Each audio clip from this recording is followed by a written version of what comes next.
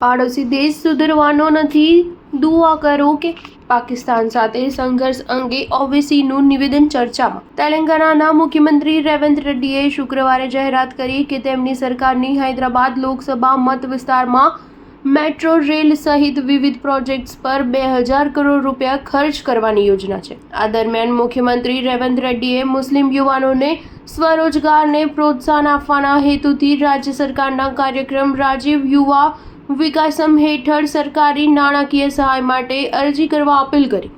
આ કાર્યક્રમમાં સાંસદ અસદુદ્દીન ઓવૈસી અને અનિલ કુમાર યાદવ સહિત અનેક ધારાસભ્યો અને વરિષ્ઠ અધિકારીઓ હાજર રહ્યા હતા. હૈદરાબાદના સાંસદ અને AIMIMના વડા અસદુદ્દીન ઓવૈસીએ પાકિસ્તાને પહલગામ પર કરેલા હુમલા સામે કડક વલણ અપનાવ્યું.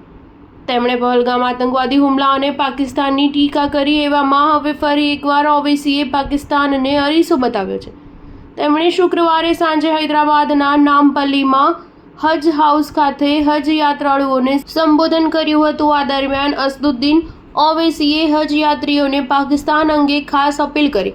હૈદરાબાદના સાંસદે કહ્યું, આપણો પાડોશી દેશ સુધરવાનો નથી. તમે હજ યાત્રા પર જઈ રહ્યા છો, દુઆ કરો કે તે સુધરે. બાકી જ્યારે ફરી સમય આવશે ત્યારે તેમને સીધા કરવા પડશે. ઓવૈસીએ હજ યાત્રીઓને આગ્રહ કર્યો કે આ યાત્રાને માત્ર ઔપચારિક યાત્રા તરીકે નહીં પરંતુ ધીરજ, કૃતજ્ઞતા અને નમ્રતાથી ભરપૂર આધ્યાત્મિક અનુભવ તરીકે જુઓ.